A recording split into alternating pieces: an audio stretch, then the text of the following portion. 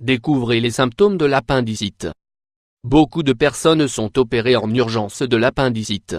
C'est pourquoi, il est très important de connaître les symptômes de cette pathologie pour pouvoir agir à temps. Mais, pourquoi cette maladie survient-elle? Elle est due à une inflammation de l'appendice qui, comme vous le savez, est la zone dans laquelle débute notre intestin grêle.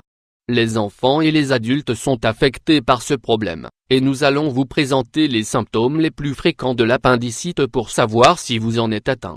Découvrons-les ensemble. Les symptômes pour reconnaître l'appendicite. 01A81537E6D94E7A1D 0283C677D585C1. Le type de douleur. La douleur commence généralement dans le nombril, mais elle s'étend petit à petit dans la partie inférieure droite de l'abdomen, juste au-dessus de la hanche. Lorsque vous pressez cette zone, la douleur est plus intense, aiguë, voire même insupportable. Votre estomac devient dur. Vous avez la sensation étrange d'avoir l'estomac toujours plein, et vous n'avez qu'à presser légèrement sur l'abdomen pour remarquer qu'il est beaucoup plus dur que d'habitude. Cela est dû à une inflammation intestinale, à cet appendice qui s'est infecté et qui peut causer de nombreux problèmes. Il est possible que, lorsque vous marchez, la douleur située au-dessus de la hanche devienne plus incisive, plus forte. Rappelez-vous qu'elle est toujours située du côté droit. L'unique moment où vous vous sentez bien est lorsque vous vous allongez. Les douleurs disparaissent et vous pouvez trouver du repos. Mais ce n'est que momentané. Si en toussant vous ressentez une grande douleur, ou une sensation de brûlure dans l'abdomen, il est clair que vous avez une inflammation de l'appendice.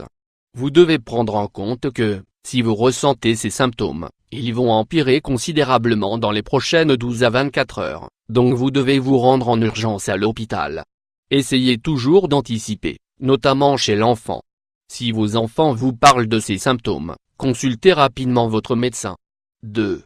Les symptômes secondaires qui accompagnent les douleurs abdominales. La fièvre. C'est un symptôme très important. Au même moment où vous ressentez cette douleur dans votre abdomen, votre température corporelle augmente. Consultez immédiatement votre médecin. La constipation. L'infection de l'appendicite se traduit toujours par de petites altérations intestinales. Il est très fréquent de souffrir de périodes de constipation. Il est aussi possible que, quand vous allez aux toilettes, vous ressentiez une douleur très forte. Une perte d'appétit. Vous vous sentez toujours plein, et seulement quelques bouchées de nourriture vous font atteindre l'état de satiété. Il est également possible que vous souffriez de gaz intestinaux, et que vous soyez incapable de les expulser, ce qui augmente cette sensation de lourdeur et vous dérange énormément. Les vomissements. Le malaise général et la fatigue accompagnent généralement les symptômes de l'appendicite. Ce sont des indices qui peuvent apparaître quelques jours avant que la douleur devienne insupportable, et vous devez alors consulter votre médecin. Le truc en plus. De la même manière que pour les symptômes de l'appendicite, il y a des douleurs que vous ne devez pas ignorer lorsqu'elles surviennent dans votre corps. En savoir plus mais, qu'est-ce qui cause l'appendicite? Jeune femme appendicite. L'hyperplasie des follicules lymphoïdes. Si le nom est compliqué, le principe est simple à comprendre. C'est quelque chose de très similaire à ce qui se passe dans les amygdales ou dans le pharynx. Ce sont des éléments qui ont d'importantes fonctions dans l'appendice, mais s'ils sont enflammés, ils s'étendent tellement qu'ils bloquent totalement cet organe. Cela produit alors une infection et de la fièvre. Ces processus d'infection surviennent généralement entre 8 et 30 ans, une tranche d'âge dans laquelle il est fréquent de souffrir d'appendicite. Les résidus. Parfois, de nombreux résidus du processus fécal s'accumulent dans cette partie de l'intestin.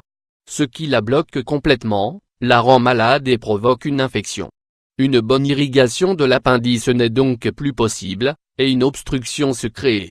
Prenez en compte que souffrir de périodes continues de constipation met la personne touchée face au même risque. Petit à petit, l'intestin devient paresseux, occasionnant des inflammations, des infections, etc. Ce problème peut même dériver en cas très dangereux de péritonite. Les inflammations. Les parois de l'appendice sont recouvertes de petits éléments appelés follicules pileux. Comme nous vous l'avons dit précédemment, ils ressemblent fortement aux amygdales.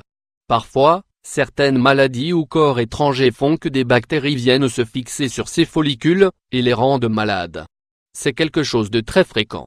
Il est toujours bon de garder à l'esprit que notre intestin est plein de bactéries, qui peuvent parfois être nocives, et nous causer des infections comme une appendicite. N'oubliez pas que vous devez prendre soin de votre alimentation. Cela ne veut pas dire que vous pourrez éviter de souffrir d'une appendicite, mais que vous pouvez au moins en réduire le risque de survenance. Purifiez bien votre organisme et faites attention à ne pas subir des périodes prolongées de constipation, pour permettre à votre corps d'être en bonne santé.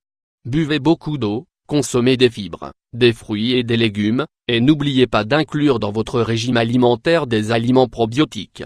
Le kéfir ou le yaourt à la grecque dispose de propriétés exceptionnelles pour nous apporter de bonnes bactéries, capables de nous protéger. Un autre moyen de se protéger est de boire, tous les matins, un verre d'eau tiède avec du citron. Cela permet de nous purifier de ces toxines négatives qui nous gênent, et de nous apporter d'excellentes vitamines pour commencer la journée.